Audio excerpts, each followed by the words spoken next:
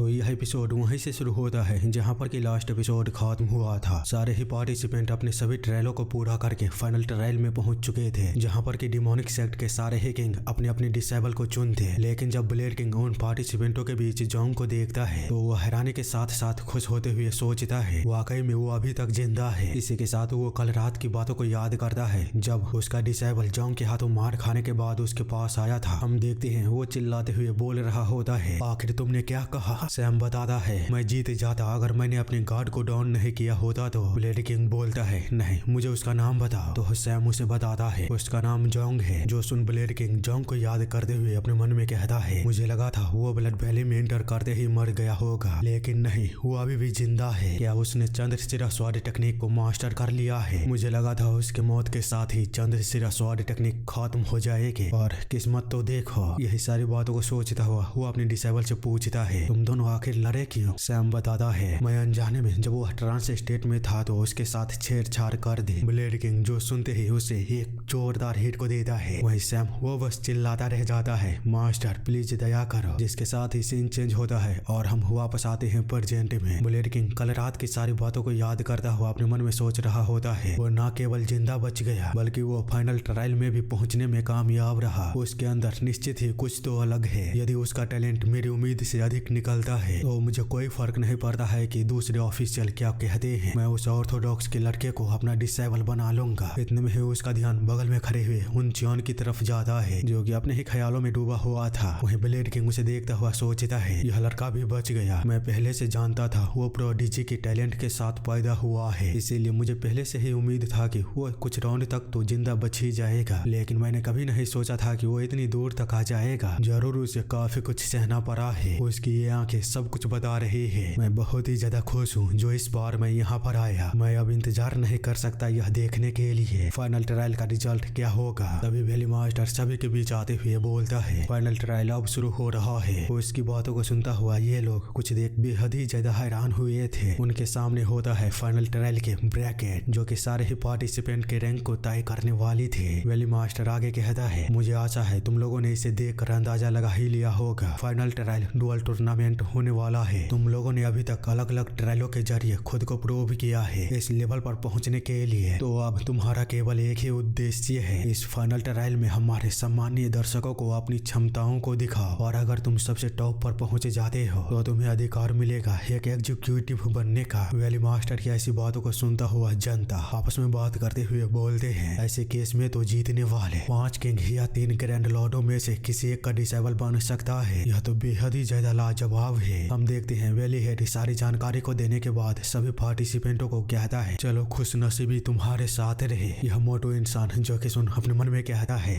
अरे यार।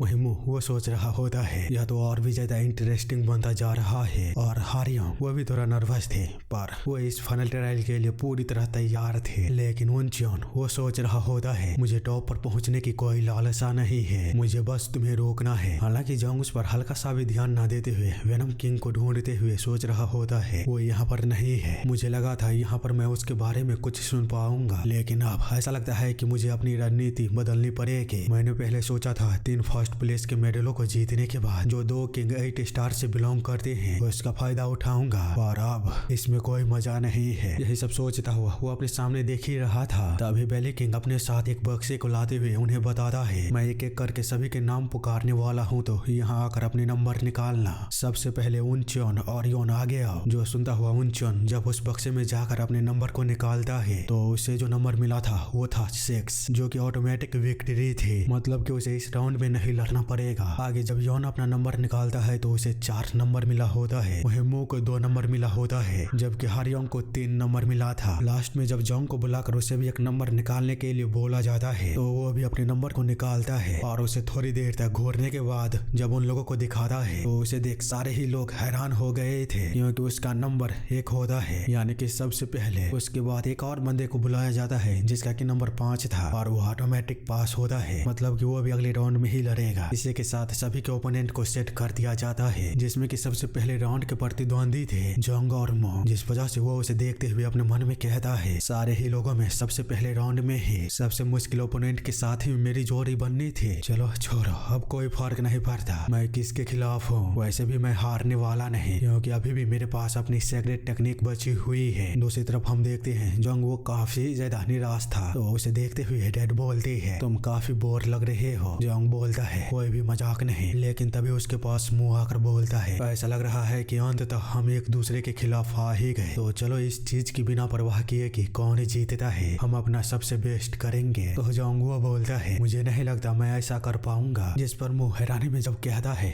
क्या, तो जोंग पूरी तरह सीरियस होते हुए उसे बताता है अगर मैंने अपना सबसे बेस्ट किया तो तुम बहुत ही जल्द खत्म हो जाओगे। मुंह जिस पर गुस्से को दबाते हुए अपने मन में कहता है जरा कमीने की घमंड तो देखो। इतने में ही उन लोगों से वैली मास्टर बोलता है अब तुम लोग एरिना में आ जाओ। तो हम एरिना में जाते हुए जिन से बोलता है हे जोंग यदि तुम इतना ही कॉन्फिडेंट हो तो चलो एक शर्त लगाते हैं। जिन पूछता है किस तरह की शर्त, तो हम बताता है लूजर विनर को ह्यूंगनिम कहकर बुलाएगा, इससे हमारे बीच क्लियर हो जाएगा कि ऑथोरिटी किसके पास है। जिसका कि जिन कोई भी जवाब नहीं देता है तो मुंह बोलता है तुम जवाब क्यों नहीं दे रहे हो, क्या तुम डर चुके हो। जिन बताता है इसमें कोई मजा नहीं है, चलो दो को थोड़ा सा बढ़ाते हैं। मुंह जिस पर परेशान होता हुआ कुछ समझ पाता, तभी जिन अपनी शर्त को रखते हुए बोलता है हारने वाला जीतने वाले का कुत्ता बनेगा। तो इसकी ऐसी बातों को सुन मुंह अपने मन में कहता है यह आदमी अब दाना मारने की हद को पार कर रहा है। उतने में ही जोंग बोलता है तुम जवाब क्यों नहीं दे रहे हो, कहीं तुम डर तो नहीं गए। तो हम आगे बढ़ते हुए उसे बताता है चलो हारने वाला जीतने वाला का कुत्ता बनेगा, मतलब कि दोनों ने शर्त लगा लिए हैं। जो सुनता हुआ ब्लेड किंग तो हैरान होता ही है, साथ ही हम देखते हैं ये दोनों भी काफी ही ज्यादा चौंके हुए थे और उनकी ऐसी शर्त को देख वे खुश भी थे। जबकि ब्लेड किंग उन दोनों को देखते हुए सोच रहा होता है मैं जोंग के मार्शल स्किल को देखना चाहता था, लेकिन ये कितना दुर्भाग्यपूर्ण है। इतने में ही हम इस बंदे को देखते हैं जो कि चिल्लाते हुए बोलता है मैंने इस बच्चे जोंग के बारे में कभी भी नहीं सुना है, आखिर उसका क्लैन कौन सा है। तो उसके बगल में खड़ा ब्लड वैली का बंदा बताता है मुझे बस इतना पता है कि वो एक छोटे से सेक्ट से आता है, इसके अलावा मैं कुछ भी नहीं जानता। तो वो बंदा बोलता है ऐसा लगता है कि मैंने फैसला करने में जल्दबाजी कर ली, यह कितना आश्चर्य की बात है। जबकि ब्लेड किंग उसकी बातों पर हल्का सा भी ध्यान न देते हुए जोंग के खिलाफ मुंह को देखते हुए अपने मन में सोच रहा था यह लड़का मैक्स पीक लेवल पर है, लगभग ट्रांसेंडेंट मास्टर बनने के करीब। तभी हम देखते हैं वैली मास्टर दोनों के बीच फाइट शुरू करवाते हुए बोलता है ठीक है अब अपनी अपनी जगह ले लो और फाइट करना शुरू करो। जिस पर दोनों ही फाइट के लिए अपनी अपनी पोजीशन को ले लिया था और मुंह वो बोलता है अब चूंकि हारने वाला जीतने वाले का कुत्ता बनेगा तो तैयार हो जाओ भौंकने के लिए, क्योंकि मैं तो कभी भी नहीं हारने वाला। इसी के साथ वो काफी ज्यादा स्पीड के साथ जिन पर हमला किया होता है, जिसको देखता हुआ ये लोग बोलते हैं इतना तेज। तभी वो लोग देखते हैं कि मुंह ने अपनी फ्लोइंग फ्रेंच अटैक को किया था, लेकिन जो उसके अटैक को बड़े ही आसानी के साथ रिफ्लेक्ट कर देता है और फिर अपने फिस्ट के साथ उस पर हमला करते हुए बोलता है ये काफी नहीं है। लेकिन वो भी कोई कच्चा खिलाड़ी नहीं था, वो उसके फिस्ट को डॉज करता है और उसके कमर के ऊपर बहुत ही ज्यादा जोरदार हिट करता है, जिसका पावर इतना ज्यादा होता है कि सारे ही किंग हैरान तो होते ही हैं, लेकिन साथ ही साथ उन्हें देखने वाले लोग भी चौंक चुके थे। हम देखते हैं जोंग उस अटैक के बाद काफी पीछे तक गया होता है। वही मुंह जब अपना दूसरा अटैक करता है डांस ऑफ 100 हैंड, तो हम देख पाते हैं कि जोंग पर एक साथ कई सारे पाल्म के अटैक होते हैं, जिससे कि बचने की कोशिश में वो काफी पीछे तक धकेला जा चुका था। उसके इतने खतरनाक हमले को देखने के बाद तो इन लोगों के मुंह से आवाज तक नहीं निकलते, क्योंकि मुंह ने जो अभी अपना अटैक किया था वह right fist left palm technique होती है, जिसे लेकर वो जोंग से पूछता है क्या तुम सरप्राइज हो, जिसका कि जवाब जब जोंग कुछ भी नहीं देता और बस उसे घूरता रहता है तो मुंह वो आगे बताते हुए कहता है फिस्ट और पाल्म यह मेरा सीक्रेट वेपन है। दूसरी तरफ उन्हें देखते हुए ब्लेड किंग अपने मन में सोच रहा होता है फिस्ट और पाल्म कोई भी मास्टर इसे देखते ही बता सकता है, इस टेक्निक को सीखना असंभव क्यों है। इसमें एक साथ दो बातों को सोचकर तुम्हें जी को सर्कुलेट करना होता है। यह एक ऐसी आर्ट फॉर्म है जिसमें जी की सर्कुलेशन आसानी से गड़बड़ा सकती है, इसीलिए एक्सपर्ट मार्शल आर्टिस्ट को भी इसका इस्तेमाल करते समय सावधानी रहना पड़ता है। हालांकि इन सब के बावजूद भी वो इसे यूज करने में कामयाब रहा, और अगर वो इसे पूरा कर सका तो ऐसा लगेगा जिससे अब जोंग को एक आदमी से लड़ते हुए दो लोगों का सामना करना पड़ेगा। यही सब सोचता हुआ वो आगे कहता है यह कितना दुर्भाग्य की बात है। मैंने अब तक जितने भी जीनियसों का सामना किया उनमें से मो सबसे ग्रेटेस्ट है। मैच ऑलरेडी उसके पक्ष में जा चुका है। दूसरी तरफ हम देखते हैं मो जब जोंग से पूछता है क्या हुआ, तुम कुछ बोल क्यों नहीं रहे हो, या तुम यहाँ से भागना चाहते हो? तो जोंग वो हंसते हुए बोलता है फिस्ट और पाल्म, चलो मैं भी तुम्हें दूंगा। जिस पर मो वो कुछ भी ना समझते हुए जोंग से बोलता है अहंकारी घमंडी कमीने, बकवास करना बंद कर। इतना बोलते हुए वो अपने फ्लाइंग क्लॉड राइज फिस्ट के साथ पाल्म और फिस्ट का इस्तेमाल जैसे ही करने की कोशिश करने लगता है, तभी जिन उसके ही जैसे सेम टेक्निक का इस्तेमाल करते हुए बोलता है फिस्ट एंड पाल्म। इसी के साथ वो अपनी तरफ आ रहे दोनों ही तरह के हमले को एक बार में ही रोक दिया था और मो को पीछे हटने पर मजबूर कर दिया होता है। जिन को इतनी जल्दी मो के टेक्निक को कॉपी करता हुआ देख ये बंदा वो तो कुछ भी नहीं बोल पाता और बस क्या कहकर रह जाता है। लेकिन फिस्ट किंग वो सोच रहा था क्या उसने केवल एक बार देखने से ही उस टेक्निक को कॉपी कर लिया? वही डार्क सेक्ट का लीडर वह जिन को अच्छी तरह से देख लेने के बाद बोलता है जरा इसे देखो, इसे कहते हैं एक असली जीनियस। वही उसके बगल में बैठी हुई यह लेडी अपने मन में सोच रही होती है यह बच्चा मुझे चाहिए। दूसरी तरफ हम देखते हैं जिनको अपनी टेक्निक कॉपी करता हुआ देख वो पागल होते हुए बेलगाम जिन पर हमला करने के लिए आगे जाता है, लेकिन जिन उसे कुत्तों की तरह धोता हुआ पीछे धकेल दिया था और फिर आगे बढ़ अपनी नई टेक्निक को नाम देते हुए मिस्टेक केक टेक्निक बहुत जोरदार लात मारता है। मतलब कि अगर तुम लोग नहीं समझे हो तो मैं समझाता हूँ ना। देखो मो अपनी सीक्रेट टेक्निक में केवल पाल्म और फिस्ट का ही इस्तेमाल कर पाता है, लेकिन जिन जो मो की सीक्रेट टेक्निक को अभी कॉपी किया है उसे एक स्टेप अपग्रेड भी तुरंत ही कर दिया, जिसके चलते वो एक ही टाइम पर फिस्ट पाल्म और केक तीनों का ही इस्तेमाल कर पाता है। इसी वजह से बहुत ही बुरी तरह से वो मो को धो रहा था, जिसके चलते मो अपने मन में कहता है यह इस टेक्निक का बहुत ही बड़ा चेंज है, यह केवल कॉपी नहीं हो सकता, यह कॉपी से बहुत ही ज्यादा है। उसकी स्ट्रेंथ, फॉर्म, एप्लीकेशन और स्पीड, उसने हर चीज में मुझे हरा दिया। मैं तो उसके आसपास भी नहीं हूँ, ऐसा लग रहा है मानो मैं उसके सामने बस एक छोटा सा कीड़ा के जैसा हूँ। उन दोनों की ऐसी बैटल को देखते हुए ब्लेड किंग सोच रहा होता है यह किस तरह का टैलेंट है। भले ही मो मुझे पहले ही कुछ खास महसूस नहीं करवाया, लेकिन जोंग वो उसके साथ ऐसे बच्चों की तरह कैसे खेल सकता है जो टेक्निक एक्सपर्ट तक के लिए बहुत ही ज्यादा मुश्किल है। उसके लिए मानो ये कुछ भी नहीं है। वह निश्चित ही जोंगनंग के सबसे ग्रेटेस्ट जीनियसों में से एक होगा। नहीं, वो कोई जीनियस नहीं बल्कि मॉन्स्टर है, मॉन्स्टर। वहीं हम देखते हैं जोंग के सामने इस तरह खुद को पाकर अपने मन में सोच रहा होता है क्या मैं हारने वाला हूँ? नहीं, ये इम्पॉसिबल है। इतना बोलते हुए वो जैसे ही अपने पैरों को जमीन पर पटकता है तो आयरीना के सारा फर्श टूटकर हवा में चारों तरफ फैल चुका था, जिसका की फायदा उठाते हुए वो साइड से जोंग पर हमला करने की कोशिश करता है, लेकिन जोंग का रिफ्लेक्शन इतना तेज होता है कि वो उसके अटैक से बचने के बाद उस पर हमला करते हुए बोलता है तो डॉग यहाँ पर है। हम देखते हैं जिनके ऐसी पावर को देखते हुए आप सारे ही किंग हैरान नहीं बल्कि खुश थे, लेकिन इन लोगों को तो समझ ही नहीं आ रहा था कि वो आखिर इतना पावरफुल कैसे हो सकता है। जबकि उन चौन को हम देखते हैं उसके तो भाई साहब पसीने छूट रहे थे, क्योंकि जोंग वो अपना आखिरी हमला करते हुए मुंह से बोलता है चलो अब भौंकना शुरू कर दो। जोंग के किक को इस तरह अपनी तरफ आते हुए देख वो कुछ भी समझ पाता, तभी जोंग का किक सीधे उसके मुंह पर लगता है, जिसके साथ केवल एक ही आवाज आती है क्रैक होने की, और उसे काफी ऊपर तक उड़ा दिया था, जहां से नीचे गिरता हुआ मो सोचता है आखिर वो एक नए फॉर्म को इस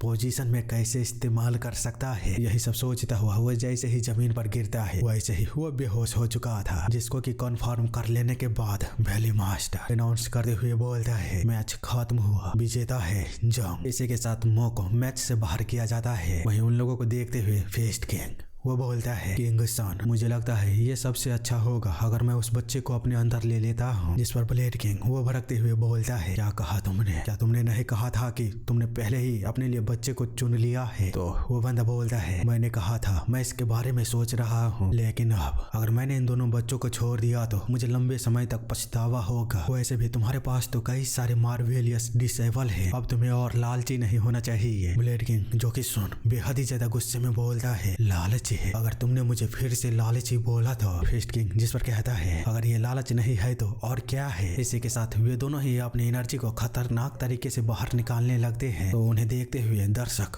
वो बात करते हुए कहते हैं अरे नहीं क्या किंग आपस में लड़ने वाले हैं? लेकिन तभी वहाँ पर कोई हंसते हुए आता है मुझे तुम दोनों माफ कर देना, और क्या मैं तुमसे कुछ पूछ सकता हूँ? आखिर तुम दोनों किसके लिए लड़ रहे हो? उसे वहाँ पर देख दोनों ही किंग कुछ भी नहीं बोल पाते, तो वह बंदा आगे कहता है चुनाव तो जीतने वाले पर निर्भर है। जो सुनता हुआ ये दोनों ही किंग फिर से खामोश हो चुके थे। बाद में दोनों ही जंग की तरफ देखते हुए एक ही बात को सोचते हैं, मुझे कभी नहीं लगा था कि जंग इतनी आसानी से फर्स्ट पोजीशन को हासिल कर लेगा, इसीलिए अब बहस करने का कोई फायदा नहीं है। शायद हम डिसेबल के लालच में अंधे हो चुके थे, मतलब कि वो दोनों ने हार मान लिया था, क्योंकि जंग अगर फर्स्ट पोजीशन पर आया है तो इस बंदे के होते हुए उन दोनों का कोई चांस नहीं है कि वे जंग को अपना डिसेबल बना ले। इसीलिए वे लोग कुछ भी नहीं कहते। उनकी ऐसी हालत को देखता हुआ ये बंदा कहता है, लगता है कि आप लोगों का लड़ाई खत्म हो चुका है, तो डुअल को एंजॉय करिए। क्या पता उनमें से कोई ऐसा भी दूसरा निकल जाए जिसकी मार्शल स्किल आउटस्टैंडिंग हो। और हाँ, ये व्हाइट कपड़ों वाला बंदा डार्क सेक्ट का लीडर होता है, जो कि हेवन एंड अर्थ एसोसिएशन के सबसे पावरफुल 3 सेक्टों में नंबर 1 है। दूसरी तरफ हम देखते हैं उन तीनों को ही पूरी तरह इग्नोर करके सॉन्ड वैली का मास्टर वह जंग को बुरी तरह से देख रही थी। मतलब कि उसे कोई फर्क नहीं पड़ता था कि डार्क सेक्ट का लीडर भी जंग को क्लेम कर सकता है। खैर हम देखते हैं कि अगला बैटल हार्योंग और योन के बीच होता है, जिसके अनाउंसमेंट करते हुए बैटल को शुरू करने के लिए जैसे ही वैली मास्टर बोलता है, वैसे ही हम देख पाते हैं दोनों के ही बीच घमासान लड़ाई शुरू हो चुकी थी, जिसको कि जंग गौर से देख ही रहा होता है। तभी उसके कानों में एक आवाज आती है, जरा इधर तो देखो।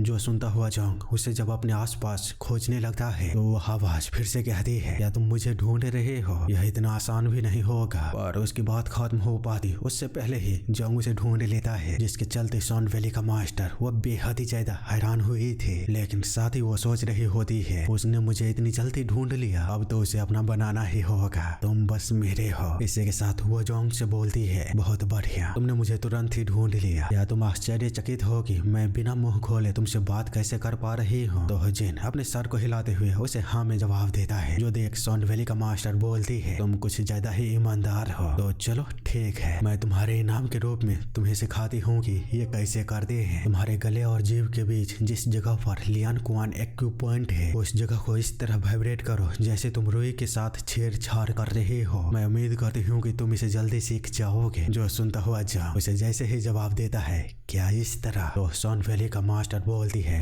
हाँ बिल्कुल। साथ ही वो सोच रही होती है, अब मुझे जरा सा भी हैरानी नहीं हो रही है, मतलब कि जिन्होंने उसे एक ही बार में सीख लिया था, उसकी बातों के खत्म होते ही मतलब समझ सकते हो उसके दिमाग कितना तेज चलता है। और आगे जंग उससे पूछता है, इस चीज को कहते क्या है? तो वो बंदी बताती है, इसे कम्युनिकेटिव टेलीपैथी कहते हैं, लेकिन तुम इसे आसान भाषा में केवल टेलीपैथी भी कह सकते हो। और खैर इस तरह सीक्रेट रूप से बात करना अच्छा है ना, जब तुम्हें दूसरे लोग सुन नहीं सकते। जिसका कि जवाब जंग कुछ भी नहीं देता है। तो वह बंदी आगे कहती है, चलो अब सीधे मुद्दे पर आते हैं, मेरा डिसेबल बन जाओ। यदि तुम इन दोनों किंगों में से किसी को भी चुनते हो तो मैं बता दूं, यह तुम्हारा सबसे बड़ा बेवकूफी होगी, क्योंकि किंग सन का पहले से ही एक उत्तराधिकारी है और किंग वान का डिसेबल वो पैरालाइज हो गया था उसके सीक्रेट आर्ट को सीखते हुए। लेकिन अगर तुम मेरे सॉन्ड वैली को चुनते हो तो तुम वहाँ पर एम्परर होने के एहसास को महसूस कर पाओगे, जहाँ पर केवल लड़कियां ही हैं। लेकिन अगर तुम मना करते हो तो मैं तुम्हारे भाई को अपने साथ सबऑर्डिनेट के रूप में ले जाऊंगी और उसके साथ खूब मजे करूंगी, जब तक कि अंततः मेरी इंटरेस्ट खत्म नहीं हो जाती। बाद में मैं उसे मार डालूंगी। जिस पर जंग बिना देरी किए सीधे उससे बोलता है, ठीक है फिर ले जाओ उसे। उसके ऐसे जवाब को सुन बेचारे की तो जीभ बाहर ही रह जाती है, क्या सोच रही थी और क्या जवाब आया। लेकिन तभी जिन उसे एक और झटका देते हुए बोलता है, तुम जितना चाहो उसके साथ मजे कर सकती हो, बाकी तुम्हारा शुक्रिया टेलीपैथी मुझे सिखाने के लिए। जंग की ऐसी हरकत को देख सॉन्ड वैली का मास्टर वो काफी ही ज्यादा गुस्सा होते हुए अपने मन में कहती है, आखिरकार इस बंदे के साथ क्या गलत है। दूसरी तरफ हम देखते हैं मोह, जो कि जंग की पिटाई के बाद बेहोश पड़ा हुआ था, वो अचानक ही होश में आ जाता है, जिससे कि उनचन जब बात करने की कोशिश करता है तो वह उसका कोई भी जवाब ना देते हुए बस इतना कहता है, तो मैं अंत में हार गया। उनचन बताता है, तुमने बहुत ही अच्छी कोशिश की। जिसको सुनता हुआ वो अचानक ही खड़ा हो जाता है। उसे इस तरह देख उनचन वो कुछ भी बोल पाता उससे पहले ही वह उसकी तरफ देखता है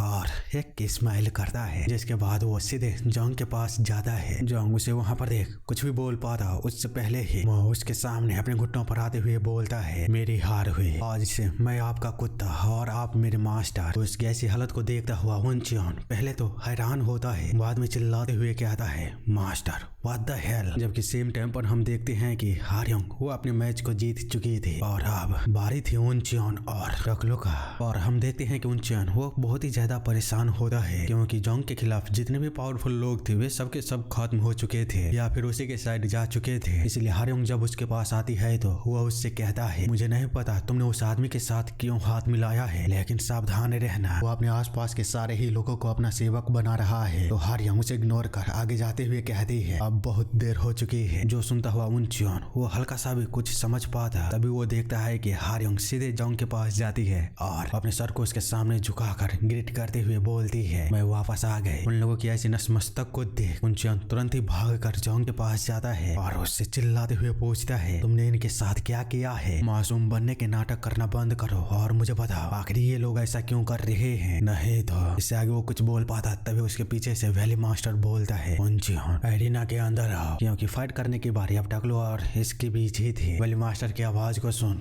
वह जोंग से कुछ भी नहीं पूछ पाता और मजबूरन उसे वहां से जाना पड़ता है। लेकिन वो जाते हुए सोच रहा था आखिर उसके साथ क्या हुआ है। वह उस समय से बिल्कुल ही अलग है जब हम घर पर थे। मैं उसे बस वही पहले वाला जोंग बनाना चाहता था, लेकिन अब मुझे कोई भी उम्मीद नहीं दिख रही है। उसका टैलेंट अनमैच्ड है, इसलिए हर कोई उसे चाहता है, हर कोई उसके पास आ रहा है, लेकिन मैं उसे रोकूंगा। ये सब सोचता हुआ वो खतरनाक गुस्से में था। और अगला सीन काफी समय बाद की होती है। हमें टगलो और इनका फाइट दिखाई नहीं देता। हम सीधे लास्ट में देखते हैं कि उनच्योन ने अपने ओपोनेंट को हरा दिया था और उसका ओपोनेंट वो जमीन पर पड़ा था, जिसको देखता हुआ यमा स्क्वाड कैप्टन बोलता है, ये दोनों ही अमेजिंग है। तो स्कारलेट ब्लड स्क्वाड कैप्टन कहता है, मैं भी तुमसे सहमत हूँ। योम नामक बच्चे ने हमें दिखाया कि आखिर अपने स्किल का उपयोग उचित रूप से कैसे किया जाता है, जबकि उनच्योन उस बच्चे के पास ज्यादा एक्सपीरियंस नहीं है, लेकिन उसकी इंस्टिंक्ट ग्रेट है। यही वजह है कि वो बिना अनुभव के भी अपने ओपोनेंट को हराने में कामयाब रहा। हम देखते हैं उस फाइट के बाद उनच्योन अजीब तरह से हाँप रहा था और उसके अंदर से एक अलग ही तरह की क्यूआई वो बाहर निकल रहे थे, जिसको देखता हुआ दोनों ही किंग, डार्क सेक्ट का लीडर और सन वैली मास्टर सभी सीरियस हो चुके थे। उसकी क्यूआई एक सेकंड में ही डबल हो गई। तो फिस्ट किंग बोलता है क्या वो किसी तरह की फॉरबिडन टेक्निक का इस्तेमाल कर रहा है। ब्लेड किंग बताता है, तैयार रहना किसी भी पल उसे कंट्रोल करने के लिए। वही रेड उनच्योन को देखते हुए कहती है, ऐसा लगता है कि वो अपनी सोचने समझने की शक्ति को खोने के बहुत करीब है। यदि वो बहुत ही ज्यादा बदकिस्मत रहा तो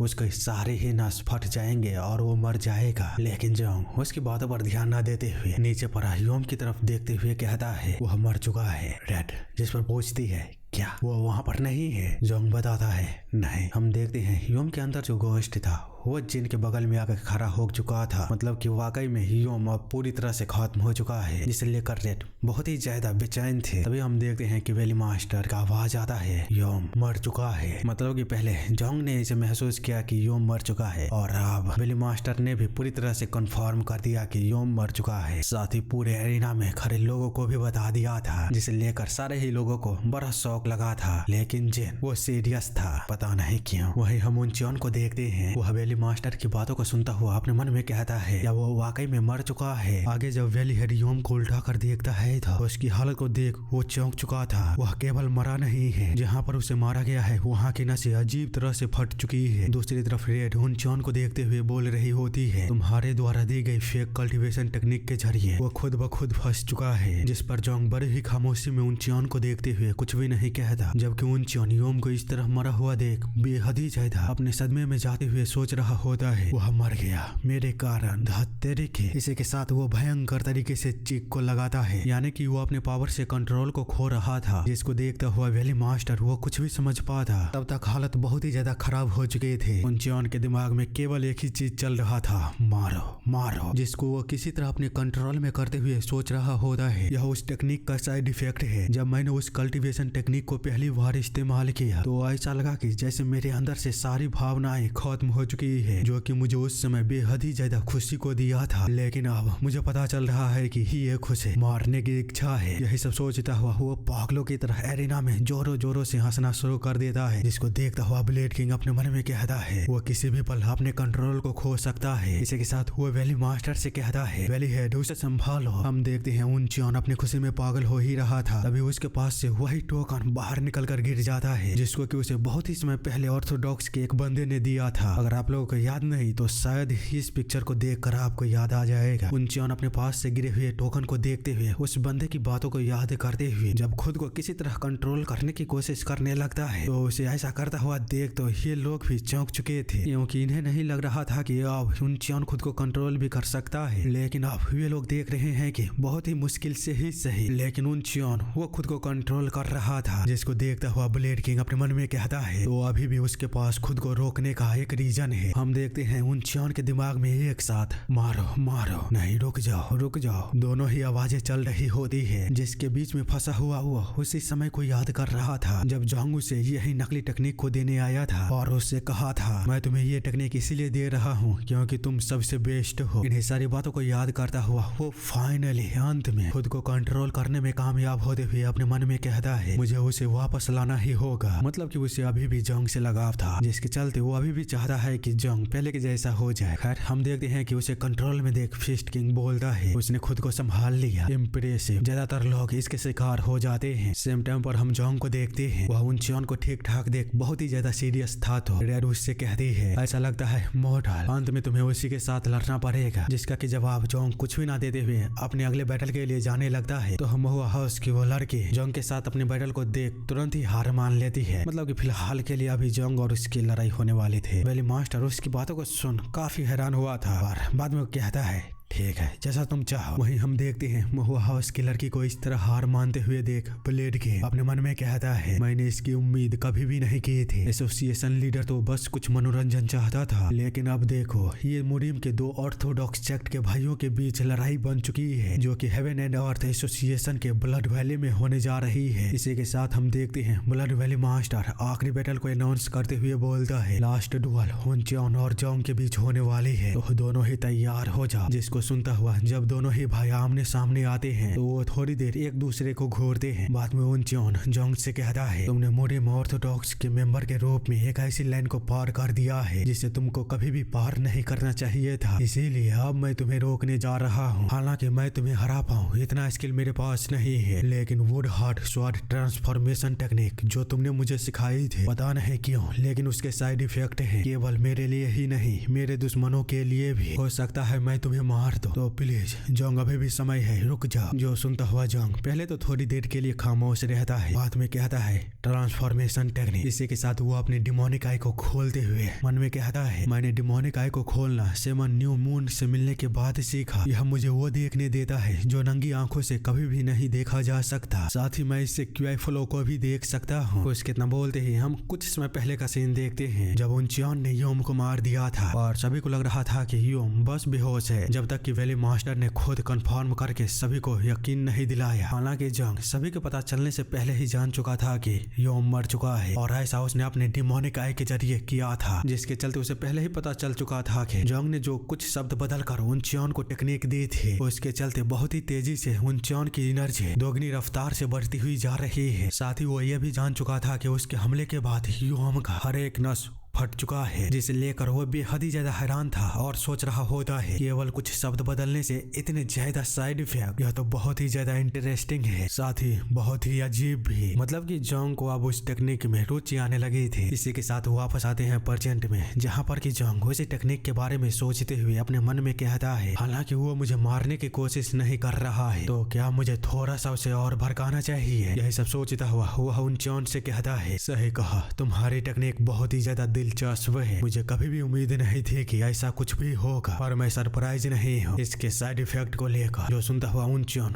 वो कुछ भी ना समझते हुए जब उससे कहता है क्या तो हजाम उसे बताता है बेवकूफ कहीं के, मैंने जो टेक्निक तुम्हें दी थी वो नकली है। जॉन्ग की ऐसी बातों को सुन उनचॉन को इतना बड़ा झटका लगता है कि वो थोड़ी देर के लिए पूरी तरह स्तब्ध हो चुका था। बाद में कांपते हुए गुस्से में कहता है क्या कहा तुमने मुझे फेक टेक्निक को सिखाया। ये सब बोलता हुआ वो अपने मन में सोचता है उसे सच में मेरी कोई परवाह नहीं है, मैं मरूं या जिंदा रहूं। इतने में ही वेली हेड उन दोनों के मैच को शुरू करते हुए बोलता है तैयार हो जाओ शुरू करो। जिस पर उनचॉन तुरंत ही जॉन्ग पर हमला करते हुए बोलता है मुझे जवाब दो, और जॉन्ग उसे जोरदार हिट को देते हुए दूर करता है। बाद में उसे कुत्तों की तरह धोते हुए कहता है तुम्हें वाकई में अभी तक पता नहीं चला था, तुम्हारे जैसा बेवकूफ तो मैंने अभी तक नहीं देखा, या तुम्हारे पास इतना ही है जल्दी से उठो। उसकी ऐसी बातों को सुनता हुआ उनचन फिर से उस पर हमला करने के लिए आगे जाता है, लेकिन जंग उसके हर एक हमले को ऐसे डॉज कर रहा था मान वो एक बच्चे के साथ खेल रहा हो। साथ ही वो उसे भड़काते हुए बोल रहा होता है, तुम ये कर क्या रहे हो? इन सब के बजाय तुम उस टेक्निक का उपयोग क्यों नहीं करते? और उनचन उसकी बातों पर ना ध्यान देते हुए अपने मन में सोच रहा था, मैं उसे हिट क्यों नहीं कर पा रहा हूँ? या वह मुझसे इतना अधिक पावरफुल है? बिल्कुल भी नहीं। मैंने जो आज तक इतनी मेहनत की, क्या वो सब के सब बेकार हैं? अगर मैंने उस टेक्निक का उपयोग किया तो क्या होगा? यही सारी बातों को सोचता हुआ वो किसी तरह खुद को कंट्रोल कर रहा होता है। साथ ही जॉन के द्वारा पहले कही गई बात, मैं तुम्हें ये टेक्निक इसलिए दे रहा हूँ क्योंकि तुम सबसे बेस्ट हो, और उसकी अभी कही गई बात, मैंने तुम्हें बेवकूफ बनाया, वो टेक्निक नकली थी। इन्हीं दोनों बातों को सोचता हुआ वो खुद को बहुत ही मुश्किल के साथ रोकते हुए जंग को अभी भी ना मारने की कोशिश कर रहा था, लेकिन जंग वो उसे उकसा रहा होता है कि वो अपनी टेक्निक का इस्तेमाल करे, जिसके चलते उनचन लगभग अपने कंट्रोल को खो ही दिया होता है। और एक मोमेंट पर वो दोबारा खुद को कंट्रोल करते हुए जंग को जोरदार तरीके से हिट करता है, लेकिन जंग को इससे कुछ भी नहीं हुआ था। वो खुद को देखते हुए कहता है, क्या तुम इतना ही कर सकते हो? जो सुनता हुआ उनचन हैरान हो ही रहा था अपने अटैक को इस तरह फेल होता हुआ दे। तभी जंग आगे कहता है, तेरी के तुम्हारे जैसे रखेल के बेटे से मैं क्या ही उम्मीद कर रहा था। भाई साहब इस बात को सुन उनचन पूरी तरह से अपने कंट्रोल को खो देता है और फिर अपने भयंकर गुस्से में आते हुए जंग से बोलता है, तुम्हें पता है पहले मुझे इस पर विश्वास नहीं हुआ था, तुम मुझे किसी भी तरह के टेक्निक को सिखा भी सकते हो, लेकिन बाद में मुझे इस पर यकीन हो गया, नहीं मुझे इस पर विश्वास करना पड़ा। जंग उसे इस तरह अपनी टेक्निक को यूज करता हुआ देख अपने मन में कहता है, एनर्जी उसके आसपास जमा होना शुरू हो चुकी है, 2 गुनी रफ्तार से, नहीं 3 गुने, नहीं 4 गुने। मतलब कि उनचन का पावर हर एक सेकंड डबल से भी ज्यादा स्पीड से इंक्रीज हो रही थी। दूसरी तरफ उनचन आगे बताते हुए कहता है, क्योंकि जब मैंने उस टेक्निक को पहली बार इस्तेमाल किया तो मैं खुद को बेहिसाब मजबूत पाया। इसी के साथ हम देखते हैं कि उनचन ने अंततः अपने पूरे कंट्रोल को खो दिया होता है और अब उसके दिमाग में केवल एक ही चीज चल रहा था, मारो किल। उसकी ऐसी हालत को देख ब्लेड किंग और फेस्ट किंग दोनों ही चिल्लाते हुए उसकी तरफ भागते हुए कहते हैं, वेली मास्टर डुअल को तुरंत ही रोको। लेकिन अब काफी ही ज्यादा देर हो चुकी थी, वे लोग कुछ भी कर पाते उससे पहले ही हम देख पाते हैं उनचन जंग के पास एक पल के अंदर ही पहुंचकर उसे इतनी जोरदार तरीके से मारता है कि जंग सीधे हवा के बीच उड़ चुका था और पीछे काफी दूर जाकर गिरता है, मतलब कि एरिना से बाहर निकालकर सीधे दर्शकों के बीच। वहीं हम देखते हैं ब्लेड किंग और फेस्ट किंग दोनों ही उनचन के पास पहुंचकर उसे किसी तरह कंट्रोल करने की कोशिश कर रहा था, लेकिन उनचन इस समय पर इतना पावरफुल हो चुका होता है कि उससे वो दोनों मिलकर भी कंट्रोल नहीं कर पा रहे थे। जबकि इस तरफ हम देखते हैं जंग की ऐसी हालत को देखते हुए उसके सभी साथी तुरंत ही उसके पास भाग कर जाते हैं। वहीं रेड जब पूछते हैं, मॉडल क्या तुम जिंदा हो? तो जंग वो हंसते हुए बताता है, वेल फिलहाल के लिए तो मैं जिंदा ही हूँ। इसी के साथ वो अपने हाथों को देखते हुए मन में सोचता है, अंततः मैंने इसे पा ही लिया। दूसरी तरफ हम एरिना के अंदर देखते हैं कि सारे ही लोग उनचन के पास इकट्ठा हो चुके थे, लेकिन वे सभी देखते हैं कि फेस्ट किंग और ब्लेड किंग दोनों मिलकर भी अभी भी उनचन को कंट्रोल नहीं कर पाए थे, जिस वजह से अब उन लोगों के पास कोई भी रास्ता नहीं बचा था। यही वजह था कि वो किसी तरह उनचन को कंट्रोल में करने की कोशिश करते हुए सोचता है, अगर ऐसा ही चलता रहा तो वो कीवाई ब्लॉकिंग के चलते मर जाएगा। इसी के साथ वो उसके सर को जमीन पर पटकते हुए बोलता है, अब सीधे रहो। आगे फेस्ट किंग कहता है, सेक्ट लीडर जल्दी करिए। तो डार्क सेक्ट का लीडर आगे बढ़ते हुए उनचन के साथ कुछ तो करता है, और इन सब के बावजूद भी वो अंत में फेल हो जाता है और फिर उन लोगों को बताते हुए कहता है, उसका हर एक वेंस ट्विस्ट हो चुका है, मैं उसके एक्यू पॉइंट तक नहीं पहुंच पा रहा हूँ। जिस पर फेस्ट किंग बोलता है, क्या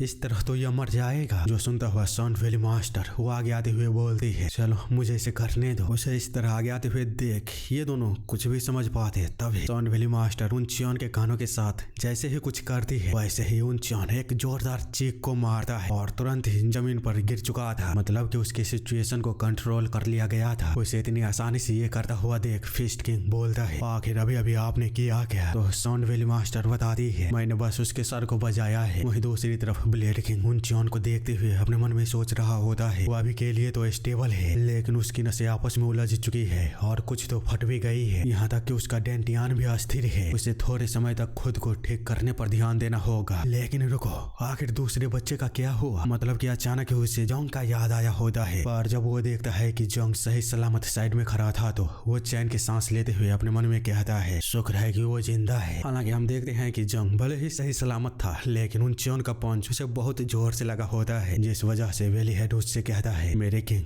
क्या आप ठीक हो? तो जोंग बताता है मैं ठीक हूँ, अगर अपने इस लेवल पर मैं उसके अटैक से नहीं बच पाता तो ये काफी अजीब हो जाता। जो सुनता हुआ वेली हेड हैरानी में जब उससे पूछता है आपके बोलने का मतलब क्या है, तो जोंग बताता है जानबूझकर मार खाना ये बहुत कठिन काम है। उसकी ऐसी बातों को सुनता हुआ वेली हेड अपने मन में सोचते हुए कहता है उन्होंने तो ये भी सोच लिया था कि इस सिचुएशन में उन्हें कितना पावरफुल दिखना है। इसी के साथ वो जोंग से पूछता है आखिर आपने उसे प्रोवोक क्यों किया? अगर आप ये नहीं भी करते तो अब भी आप खुद को उससे कमजोर दिखा सकते थे। जिस पर जोंग वो बोलता है मैंने उसे प्रोवोक क्यों किया? इसके लिए जोंग के हाथों में उन चोन के टेक्निक को देख वेली हेड को इतना बड़ा झटका लगता है कि वो अपने मुंह से एक भी आवाज नहीं निकाल पाता। वहीं जोंग उसे आगे बताते हुए कहता है यह शरीर पर थोड़ा सा खुरदुरा जैसा है लेकिन साथ ही ये बहुत ही ज्यादा उपयोगी भी है। मैं इसका इस्तेमाल अपने शरीर के केवल एक भाग पर करूंगा ताकि मैं ये सुनिश्चित कर सकूं मैं इसके ऊपर से कंट्रोल ना खो। यही सब बोलता हुआ जब वो वेली हेड की तरफ देखता है तो वो खामोश था, जिसके चलते वो पूछता है क्या ये तुम्हें उपयोगी नहीं लगता? तो वेली हेड वो बताता है नहीं ऐसा कुछ भी नहीं है। साथ ही वो सोच रहा होता है हे भगवान मैं नहीं जानता कि मैं ये कैसे कहूँ। वह न केवल एक बार देखने से ही टेक्निकों को कॉपी करने में सक्षम है बल्कि ये कुछ ऐसा है जिसे मैं कॉम्प्रीहेंड नहीं कर सकता। उन्होंने जो पहले कहा था वो 2 सालों के अंदर इवोल्यूशनरी रियलम पर पहुंच जाएगा। अब मुझे लगता है कि वो इससे कहीं ऊपर इतने समय में पहुंच जाएंगे। मैं काफी ही ज्यादा एक्साइटेड हूँ ये देखने के लिए कि आखिरकार वो अंत में क्या बनेंगे। इन बातों को वो अपने मन में बोलता हुआ बड़ी सोच में डूबा होता है, जबकि इस तरफ रेड वो बोल रही होती है तुम्हारी सोच अब लगभग डरावनी होती जा रही है, मुझे उम्मीद नहीं थी कि तुम इस तरह इसका उपयोग करोगे। तो जोंग वो हंसते हुए बोलता है आखिर मैं इसे क्या क्या कर बोला? तो रेड वो थोड़ी देर तक सोचने के बाद बोलती है यह चूंकि एक अनऑर्थोडॉक्स आर्ट है जो कि जानबूझकर नसों को बदलती है इसीलिए हम इसे रिवर्सिंग ब्लड इविल आर्ट बुलाएंगे। जिस पर जोंग बोलता है बहुत ही अच्छा नाम है। लेकिन तभी वेली हेड अपने ख्यालों से बाहर आकर उससे कहता है आप हमेशा मुझे सरप्राइज करने में कामयाब हो जाती हो मेरे किंग। जो सुनता हुआ जोंग वो बोलता है क्या सच में? लेकिन आखिरकार उन चोन के साथ क्या हुआ? तो वेली हेड बताता है उसकी हालत बहुत ही ज्यादा खराब थी लेकिन मरने से पहले उसे कंट्रोल कर लिया गया। जिस पर जोंग अपने मन में कहता है क्या सच में? चलो अब इससे कोई फर्क नहीं पड़ता, वैसे भी मैंने रिवर्सिंग ब्लड इविल आर्ट को हासिल कर ही लिया है। इसी के साथ हम देखते हैं अंततः ब्लड वैली का फाइनल ट्रायल भी खत्म हो चुका था और अब केवल एक ही समस्या बची थी आखिर उन चोन और जोंग के बीच कौन फर्स्ट रैंक को हासिल किया है, क्योंकि हारा तो दोनों में से कोई भी नहीं था। हम देखते हैं ब्लेड किंग और फिस्ट किंग दोनों ही आपस में लड़ते हुए बोल रहे थे या उन चोन को फर्स्ट रैंक देना सही नहीं होगा, अगर ऐसी बात है तो फाइट को कंटिन्यू होने दो। तो ब्लेड किंग वो बोलता है यही बकवास है, यदि फाइट कंटिन्यू रहता तो उन चोन मर गया होता। जिस पर फिस्ट किंग बताता है हम उनके स्किल लेवल को डिटरमाइन करने की कोशिश कर रहे हैं ना कि किसी के सरवाइव करने के। अगर हम फर्स्ट रैंक ना देकर उसे नीचे ले जाते हैं तो ये बहुत बड़ा नुकसान होगा, क्योंकि फर्स्ट रैंक को हासिल करने वाले अपने मास्टर को चुन सकते हैं। इसी तरह हम देखते हैं 2 साइड बन चुके थे। एक साइड वो चाहता था कि उन चोन फर्स्ट रैंक को हासिल करे, जबकि दूसरा साइड वो चाहता था कि जोंग को फर्स्ट रैंक दिया जाए। यही बात को लेकर वो दोनों ही साइड आपस में लड़ ही रहे थे। तभी सन वैली मास्टर आगे आते हुए दूसरे साइड वाले से कहती है हमारा एसोसिएशन इविल मार्शल आर्ट को वैध रूप से स्वीकार करता है, इसीलिए हमें विजेता उन चोन को ही मानना चाहिए। जिसको कंटिन्यू करते हुए फिस्ट किंग बोलता है मैं मानता हूँ वो प्रतिभाशाली है, लेकिन क्या फाइनल ट्रायल के अलावा और कोई तरीका नहीं है विजेता को पहचान करने की? उन लोगों की ऐसी बातों को सुनता हुआ ब्लेड किंग वो भड़कते हुए बोलता है तुम लोग ये किस तरह की बकवास कर रहे हो? तो पीछे से उनके बीच डार्क सेक्ट का लीडर आते हुए बोलता है मुझे माफ करना पर क्या मैं कुछ बोल सकता हूँ? मुझे लगता है कि मेरे पास एक तरीका है जिससे हम सही फैसले पर पहुंच सकते हैं। तो फिस्ट किंग वो बोलता है और वो क्या है? तो डार्क सेक्ट का लीडर वो बताता है हम नहीं जानते कि अगर हमने हस्तक्षेप नहीं किया होता तो कौन जीतता, क्या आप लोग इससे सहमत हैं? जिस पर वे लोग भी हमें भरते हुए कहते हैं हाँ हम भी मानते हैं। तो आगे डार्क सेक्ट का लीडर बताते हुए कहता है हमारे हस्तक्षेप के बिना कोई भी जीत सकता था, तो चलिए क्यों ना हम इसे टाइम मान लेते हैं। जो सुनता हुआ वे लोग काफी ज्यादा हैरान होते हुए अपने मन में सोच ही रहे थे ऐसा कैसे हो सकता है, एसोसिएशन के रूल के बारे में क्या? इतने में ही उनके बीच वेली हेड आते हुए बोलता है मैं नहीं मानता हूँ कि दोनों में कोई भी हारा है, दोनों ही ट्रेनी टॉप ट्रेनी है, मतलब कि अब दोनों को ही फर्स्ट रैंक मिलेगा। उसकी ऐसी बातों को सुनता हुआ उस पूरे जगह पर थोड़े समय के लिए खामोशी छा चुकी थी। वहीं ये दोनों सोच रहे होते हैं और ब्लड वैली पर पूरा अधिकार वेली हेड का ही है, हम उनके फैसले के खिलाफ बिल्कुल भी बहस नहीं कर सकते। जबकि फिस्ट किंग वो सोच रहा होता है धत तेरे के ये मुझे बहुत ही ज्यादा बुरी फीलिंग दे रही है, लेकिन सन वैली मास्टर मास्टर वो वेली हेड की बातों को सुनता हुआ इतनी बेबस हो चुकी थी कि अब वो ना तो कुछ सोच पा रही थी और ना ही कुछ बोल पाती है। हालांकि ये लोग वो तो काफी ही ज्यादा खुश थे वेली हेड के फैसले को सुन, जबकि ये एसोसिएशन के इतिहास में पहली बार हुआ था कि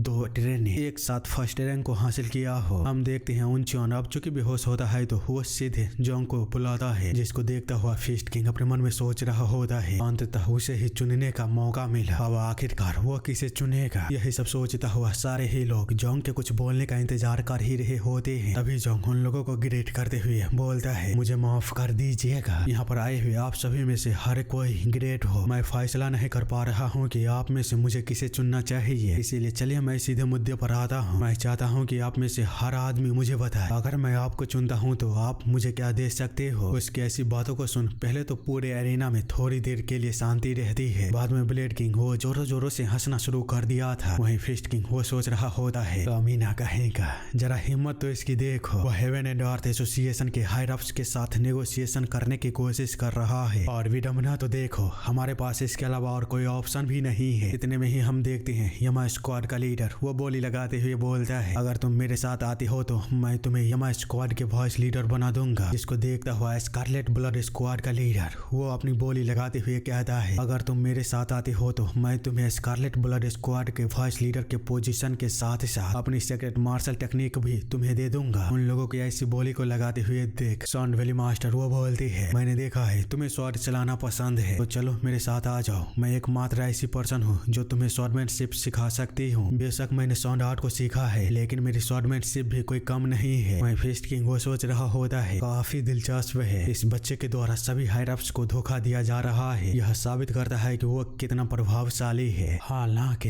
इसी के साथ वो अपना ऑफर देते हुए बोलता है, स्वॉर्ड क्या तुम इसी रास्ते पर चलना चाहते हो जबकि तुम अपने टैलेंट के बल पर किसी भी मार्शल आर्ट का रास्ता चुन सकते हो, और फिर भी क्या स्वॉर्डमैनशिप को ही तुम चुनोगे। तो जोंग उसे बताता है, नहीं मेरा गोल है स्ट्रॉन्ग बनना, चाहे फिर रास्ता कोई भी क्यों ना हो। मतलब कि इनडायरेक्टली उसने स्वॉर्ड वैली मास्टर को रिजेक्ट कर दिया था, जिसके चलते वो काफी ज्यादा एम्बेरस हो चुकी थी। लेकिन ब्लेड किंग वो जोरों जोरों से हंसते हुए बोलता है, बहुत अच्छे, मुझे पसंद आया कि हम एक दूसरे को समझ पा रहे हैं। मैं चाहता हूँ कि तुम मेरे डिसेबल बन जाओ, मैं तुम्हें अपना उत्तराधिकारी बना दूंगा और वो मार्शल आर्ट सिखाऊंगा जो मेरे पूरे जीवन भर काम आया है। हैंड टू हैंड फाइट में तुमसे कोई भी मुकाबला नहीं कर पाएगा। यही से बोलता हुआ वो अपने मन में सोच रहा होता है, चलो आप मेरे पास आ जाओ मेरे डिसेबल। उसे ऐसा लग ही रहा था कि जोंग अब उसे ही चुनने वाला है। लेकिन तभी ब्लेड किंग वो बोलता है, यह कितनी अजीब बात है ना, मोक्सवर्ड मैनर के उस बच्चे का भाग्य पहले से ही मुझसे जुड़ा हुआ है। उसकी बातों को सुनता हुआ जोंग बोलता है, शुक्रिया आपकी वजह से ही आज मैं यहाँ पर हूँ और आपको दोबारा देख पा रहा हूँ। फिस्ट किंग उन्हें इस तरह देख अपने मन में कहता है, या ये दोनों एक दूसरे को पहले से ही जानते थे। इतने में ही ब्लेड किंग फिर से कहता है, मैं जब तुमसे पहली बार मिला था तभी से तुम मुझे टैलेंटेड लग रहे थे, हालांकि मैंने उम्मीद नहीं की थी कि तुम यहाँ तक पहुँच जाओगे। तो जोंग वो बोलता है, आपके कारण मैंने अच्छे एक्सपीरियंस को गेन किया। जो कि सुनता हुआ ब्लेड किंग अपने मन में बोलता है, मुझे उससे कोई नाराजगी नहीं है बल्कि ये तो अच्छी बात है। इसी के साथ वो जोंग से पूछता है, यदि मौका मिला तो क्या तुम वापस लौटना चाहोगे। जोंग बताता है, नहीं मैं अपनी इच्छा से यहाँ पर आया हूँ, जबकि दूसरे लोग सोच रहे होते हैं वापस लौटना। आखिर वे लोग किस बारे में बात कर रहे हैं। वहीं उन सभी को पूरी तरह इग्नोर कर ब्लेड किंग बोलता है, ठीक है तो मेरे डिसेबल बन जा। अगर भविष्य में किसी ने भी तुम कहाँ से आए हो इस बात को लेकर मुसीबत खड़ा की तो मैं तुम्हें प्रोटेक्ट करूंगा। जोंग जो कि सुनता हुआ काफी ही ज्यादा हैरान होता है। लेकिन हम दूसरी तरफ देखते हैं ब्लेड किंग की मिस्टीरियस बातों को सुनता हुआ जब सॉन्ड वैली मास्टर इसके बारे में पूछती है तो डार्क सेक्ट का लीडर वो हंसने के अलावा और कुछ भी नहीं बोलता, जिसके चलते सॉन्ड वैली का मास्टर वो चिल्लाते हुए ब्लेड किंग से पूछती है, आखिर तुम किस बारे में बात कर रहे हो। तो ब्लेड किंग बताता है, ये कोई बड़ी बात नहीं है, वैसे भी क्या ही फर्क पड़ता है वो कहाँ से आया है। और हाँ, डार्क सेक्ट का लीडर वो केवल इसीलिए हंस रहा था क्योंकि उसे पता है कि जोंग ऑर्थोडॉक्स सेक्ट से आता है, जिसके बारे में केवल ब्लड वैली का हेड और ब्लेड किंग को ही पता है। और ऑफ कोर्स डार्क सेक्ट के लीडर को वैसे ही थोड़ी हेवन एंड अर्थ एसोसिएशन के 3 पावरफुल सेक्टों में नंबर 1 सेक्ट का लीडर है। वह सोचता है अगर इस पल किसी को भी पता चला कि वो ऑर्थोडॉक्स सेक्ट से आता है, जहाँ पर कि वो चारों तरफ से हेवन एंड अर्थ एसोसिएशन के लोगों से घिरा है, तो उसके लिए बहुत ही बड़ी प्रॉब्लम हो जाएगी क्योंकि ऑर्थोडॉक्स के सारे ही मार्शल आर्टिस्ट हमारे दुश्मन हैं। सच में किंग ऑफ ब्रिलियंस ने काफी गंदा तरीका अपनाया है उसे अपना डिसेबल बनाने के लिए। अब उसके पास उसकी बातों को मानने के अलावा और कोई ऑप्शन नहीं है। हम देखते हैं जोंग ब्लेड किंग की बातों को सुनने के बाद पहले तो थोड़ी देर के लिए शांत रहता है, बाद में एक इविल स्माइल के साथ बोलता है, आपने सही कहा, अगर ये मेरे रास्ते को भविष्य भविष्य में रोक सकती है तो मुझे इसे अभी साफ कर देना चाहिए। ब्लेड किंग जो कि सुनता हुआ वो कुछ भी समझ पाता, तभी जोंग आगे बढ़ खुद को इंट्रोड्यूस करते हुए बोलता है, माफ करिएगा, चलिए मैं अपना परिचय आप लोगों के सामने दोबारा देता हूँ। जो सुन ब्लेड किंग बहुत ही ज्यादा घबराते हुए तुरंत ही उसे रोकने की कोशिश करने लगता है, लेकिन जोंग एरिना में खड़े सभी को अपने बारे में बताते हुए कहता है, मैं ऑर्थोडॉक्स मुरियम के मॉक शॉट मैनर का तीसरा बेटा हूँ। मेरा नाम मॉक जोंग वान है। जिस पर एरिना में ऐसा कोई भी बंदा नहीं था जो कि हैरान नहीं हुआ था। वहीं जोंग आगे बताते हुए बोलता है, मुझे यहाँ पर किंग ऑफ ब्रिलियंस के द्वारा हॉस्टेज के रूप में लाया गया था। उसकी ऐसी बातों को सुनता हुआ ब्लेड किंग अपने सर को पकड़ते हुए सोचता है, यह पागल कमीना कहेगा। जो चीज उसकी कमजोरी बन सकती थी उसने उसे अभी अभी खुलासा कर दिया। अब यह हमारे लिए भी एक बड़ी प्रॉब्लम बन चुकी है। हम देखते हैं जनता आपस में बात कर रहे होते हैं, या अभी अभी उसने ऑर्थोडॉक्स का नाम लिया, या वो मुरियम के ऑर्थोडॉक्स से आता है। आखिर वो इस ट्रायल में कर क्या रहा है? जबकि महुआ हाउस की लड़की वो सोच रही होती है,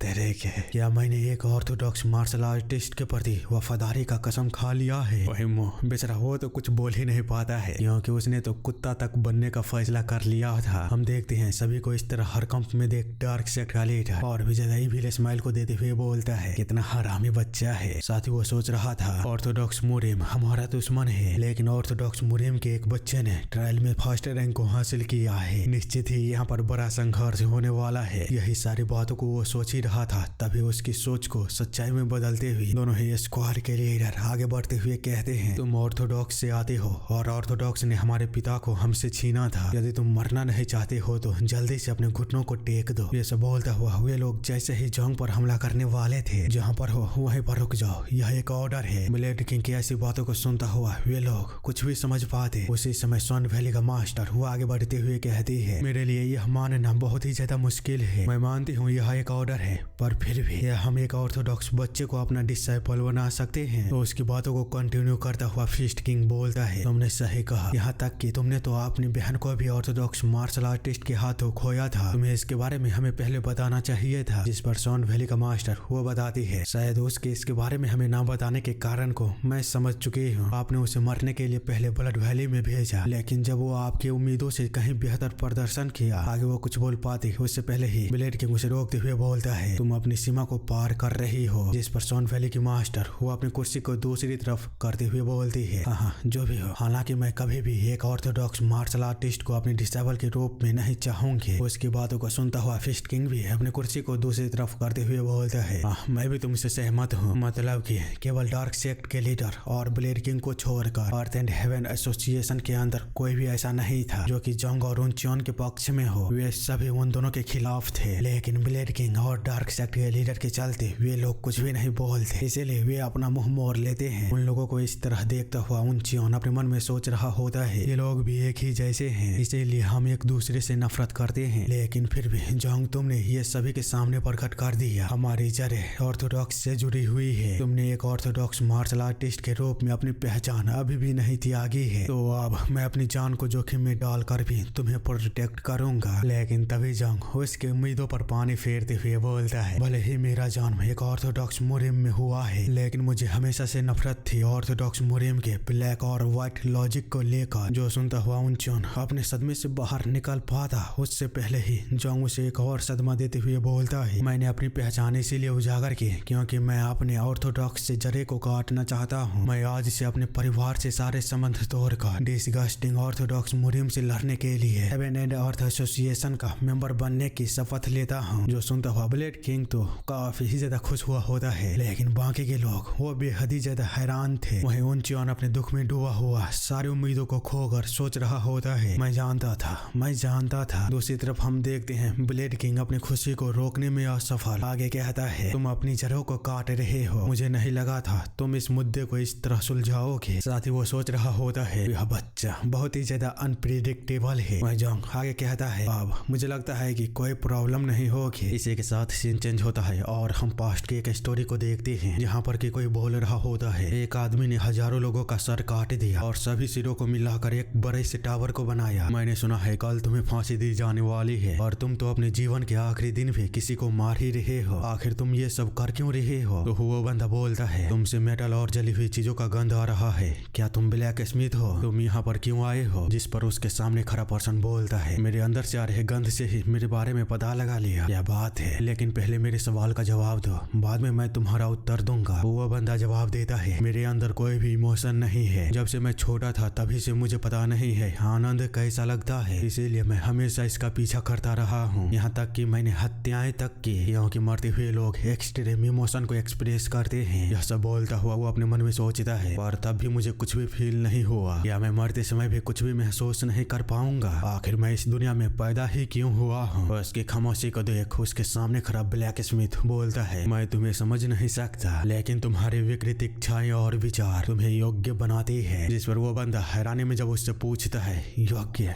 किसके लिए, तो ब्लैक स्मिथ बताता है, यदि तुम मरने ही वाले हो तो क्यों ना तुम अपना शरीर मुझे दान कर दो, एक उत्कृष्ट तलवार के लिए, एक ऐसा स्वाद जो पूरी दुनिया में इकलौता होगा। जो सुनता हुआ वह बंदा कुछ भी ना महसूस करते हुए उसे बस घूरता रहता है। लेकिन अगले ही सीन में हम जलती हुई लावा को देखते हैं, जिसके अंदर से कोई चिल्ला रहा था, लेकिन ये चिल्लाहट कोई दर्द की नहीं थी बल्कि खुशी की थी। वही बंदा लावे के अंदर अपने दर्द को पहली बार पूरे जीवन में महसूस करता हुआ भयंकर खुशी में हंस रहा होता है और अपने मन में सोच रहा था, भावनाएं, दुख, दर्द, खुशी, मैं आखिरकार अंत में इसे महसूस कर पा रहा हूँ, मुझे ये और चाहिए। वहीं हम देखते हैं उसके शरीर के डीप इमोशनों को मिलाकर ब्लैक स्मिथ अपने स्वर को बना रहा था, एक ऐसा स्वर जो अभी तक दुनिया में ना ही बना था और ना ही कभी बन सकता है। इसी के साथ सीन चेंज होता है और वापस आते हैं प्रेजेंट में, जहाँ पर कि ब्लेड किंग जोंग के अपने जड़ को ऑर्थोडॉक्स से काटने वाली बातों को सुन, जो लोग भी जोंग से मुंह मोड़ कर पहले ब्लेड किंग को ताना मारा था, उन लोगों को अब ब्लेड किंग वापस ताना मारते हुए कहता है, अब चूंकि तुम कहां से आई हो वहां से अपनी जड़ों को काट लिया है, तो अब हम इस आधार पर अपने फैसले को नहीं ले सकते। ऐसा बोलता हुआ वो अपने मन में सोच रहा था, अब मुझे उसे अपने साथ ले जाने से कोई नहीं रोक सकता, अब मैं इकलौता बचा हूँ जो कि उसे अपने साथ ले जाएगा, तुम केवल मेरे हो बच्चे। तो उसकी खुशी को भंग करते हुए डार्क सेक्ट का लीडर वो बोलता है, ऐसा लगता है कि मैं इकलौता बचा हूँ जो कि अभी तक बोली नहीं लगाया है। उसे इस तरह बीच में कूदता हुआ देख ब्लेड किंग अपने मन में कहता है, डार्क सेक्ट का लीडर, उसने अभी तक हार नहीं मानी थी। वो देखता है कि डार्क सेक्ट का लीडर आगे बढ़ कहता है, मुझे लगता है कि मेरी ब्लेड टेक्निक बहुत ही ज्यादा लाजवाब है, लेकिन जब पोजीशन की बात आती है तो मैं ब्लेड किंग से नीचे आता हूँ। क्या बकचोदी चल रही है, कभी लगता है कि वो टॉप पर है तो कभी लगता है कि ये टॉप पर है, चला राइटर भी कंफ्यूज है। खैर हम देखते हैं कि डार्क सेक्ट का लीडर आगे बोलता है, इसलिए अब मेरे पास केवल एक ही चीज बचा है जो तुम्हें आकर्षक लग सकता है। इतना बोलते हुए वो जैसे ही चुटकी बजाता है तो वहाँ पर कोई तो आता है, जिसको देखता हुआ तो जोंग भी हैरान था। वही डार्क सेक्ट का लीडर उस चीज के बारे में आगे बताते हुए कहता है, यदि तुम मेरे साथ आते हो तो मैं तुम्हें सबसे पावरफुल इविल रूलर स्वाड को दे सकता हूँ। जिसको देखता हुआ जोंग तो पहले ही हैरान था, लेकिन बाकी के लोग वो भी उसे देखते हुए हैरान थे, इतना कि वो लोग डर चुके थे। हम देखते हैं वे लोग जैसे ही उस बड़े से बक्से को ले जाकर जोंग के सामने रखते हैं, तो ब्लेड किंग बहुत ही ज्यादा गुस्से में आते हुए डार्क सेक्ट के लीडर से बोलता है, क्या तुम पागल हो चुके हो, आखिर तुमने क्या सोचकर इस चीज को यहाँ पर अपने साथ लाए हो। इतना बोलते हुए वो बहुत ही भयंकर तरीके से डार्क सेक्ट के लीडर पर हमला किया था, लेकिन डार्क सेक्ट का लीडर वो बड़ी ही आसानी के साथ बच गया होता है। तो वो बोलता है, जल्दी से मुझे बताओ ऐसी चीज को यहाँ पर अपने साथ लाने का कारण क्या है। तो डार्क सेक्ट का लीडर वो बोलता है, या मुझे इसे अपने साथ यहाँ पर लाने की अनुमति नहीं है। तो ब्लेड किंग वो बोलता है, ऐसा लगता है कि तुम मरने की भीख मांग रहे हो। उन दोनों की ऐसी गर्मा गर्मी को देख तुरंत ही उनके बीच फिस्ट किंग आते हुए बोलता है, अरे यार तुम लोग कर क्या रहे हो, शांत हो जाओ। तो डार्क सेक्ट का लीडर वो आगे बढ़ते हुए बताता है, आपने मेरे लिए कोई और रास्ता नहीं छोड़ा है, तो चलिए मैं आप सभी को सब कुछ तो नहीं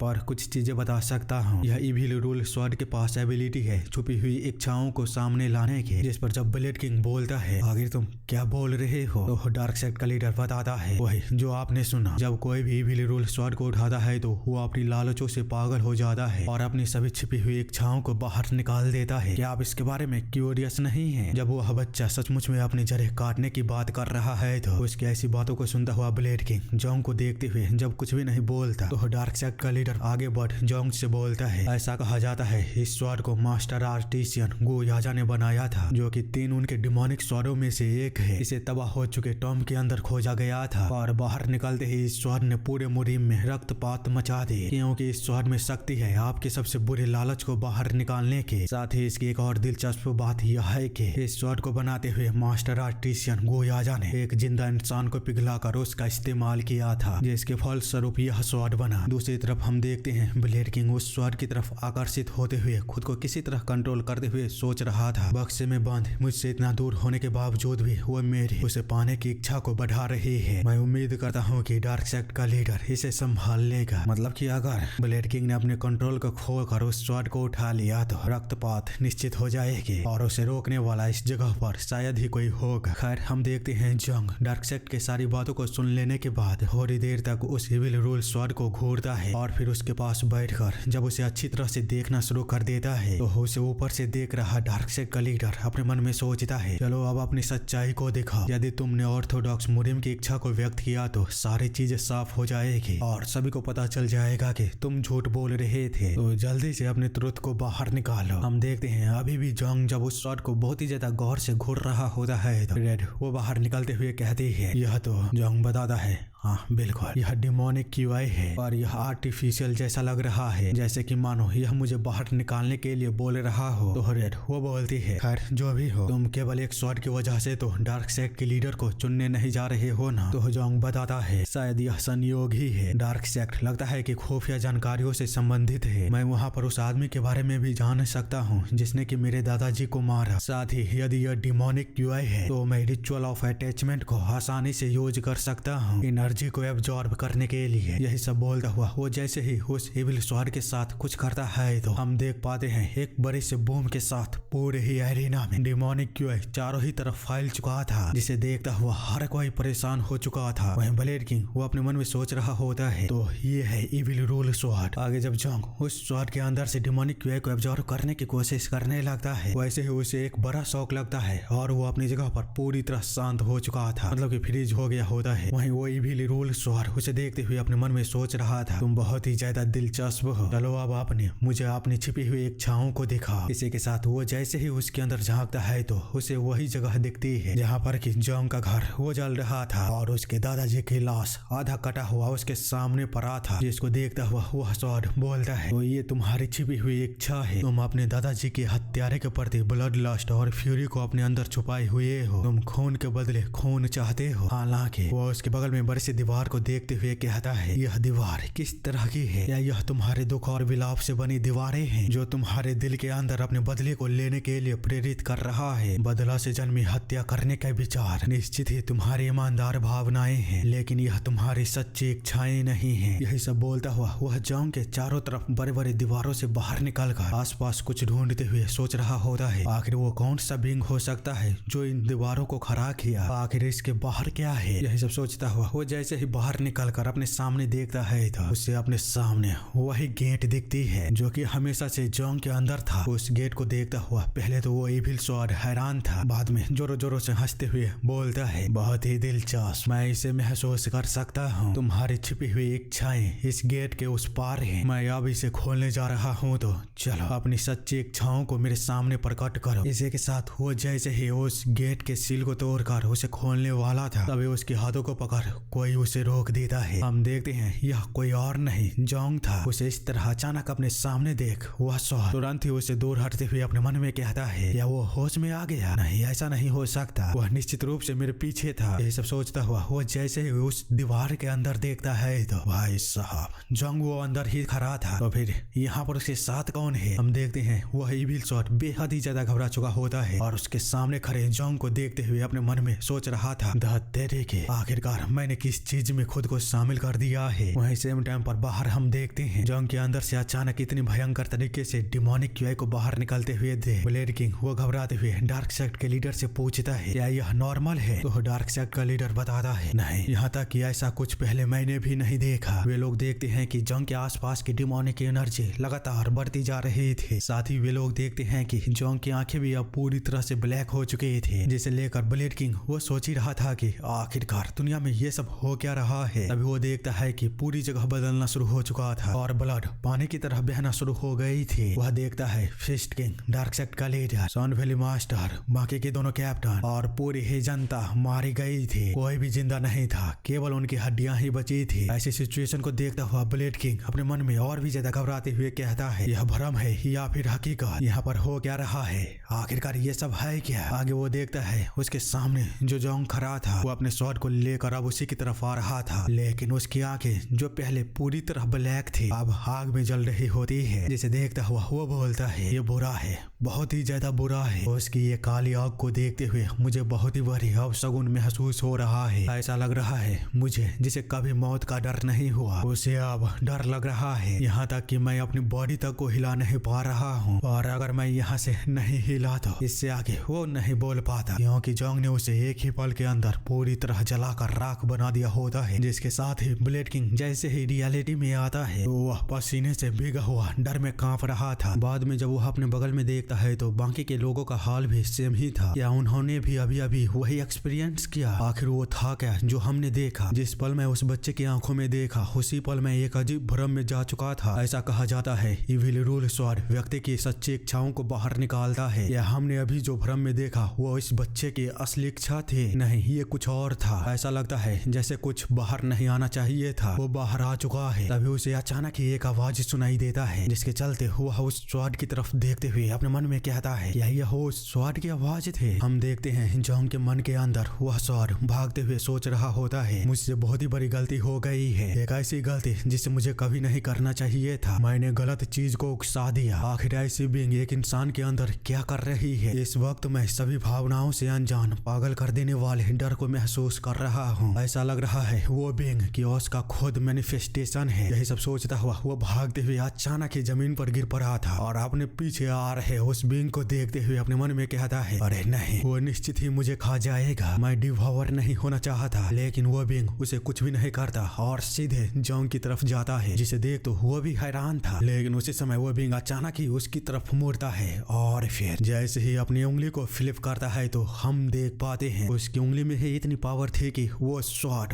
पूरी तरह से वेपोरेट होकर हवा में मिल चुका था। वही वो बीइंग बोलता है अभी समय नहीं आया है, ये बहुत ही ज्यादा जल्दी है। हम देखते हैं उसके इतना बोलते ही जोंग अचानक ही अपने होश में आ चुका था बाहर। बाद में वो अपने हाथ में स्वॉर्ड को देखते हुए बोलता है ये क्या हुआ? ऐसा क्यों महसूस हो रहा है कि इस स्वॉर्ड ने अपनी आत्मा को खो दिया और यह इतना कांप क्यों रहा है? या इसने सबमिट कर दिया है? ये सब हो क्या रहा है? इतना बोलते हुए वो जैसे ही अपने सामने और आसपास देखता है तो एरेना में खड़े हर एक आदमी की नजर उसी पर था। ऐसे नजारे को देखता हुआ तो वो भी हैरान हो गया होता है। तभी उससे हिरेड बोलती है मॉर्टल क्या तुम ठीक हो? तो जोंग वो बोलता है हाँ, पर यहाँ पर हुआ क्या है? रेड बताती है यहाँ पर बहुत ही बड़ा क्योस खड़ा हो चुका था और तुम खड़े खड़े बेहोश हो गए थे। मुझे भी समझ नहीं आया कि यहाँ पर हुआ क्या था। जोंग बोलता है जिस पल मैंने रिचुअल ऑफ अटैचमेंट का इस्तेमाल किया था मैंने पुराने कुछ यादें देखी, अपनी नहीं बल्कि इस स्वॉर्ड के। वह बहुत ही ज्यादा पावरफुल था। इस स्वॉर्ड की यादों में जो एक इंसान है उसका शरीर पिघल रहा था, लेकिन किसी कारण से वो खुशी से हंस रहा था। या इसीलिए क्योंकि वह पहली बार भावनाओं को महसूस किया था, या फिर शायद इसीलिए क्योंकि उसमें भावनाएं थे। इतना बोलते हुए वो अपने मन में कहता है इस स्वॉर्ड के जरिए मुझे उन लोगों के भी यादें मिले जिन लोगों ने भी इस स्वॉर्ड को छुआ है। उन्हीं में से एक डार्क सेक्ट का लीडर भी है। यही सब सोचता हुआ जब वो डार्क सेक्ट के लीडर की तरफ देखता है तो वह अभी भी डर में कांप रहा था, जिसको देखता हुआ वो एक अजीब तरह के स्माइल को करते हुए अपने मन में कहता है इंटरेस्टिंग, इस स्वॉर्ड की काफी ज्यादा दिलचस्प यादें हैं। यही सारी बातों को लेकर वो बहुत ही ज्यादा खुश होता है। लेकिन दूसरी तरफ हम देखते हैं अरीना में खड़े सारे ही लोग अभी भी उस भ्रम को लेकर परेशान थे और सब के सब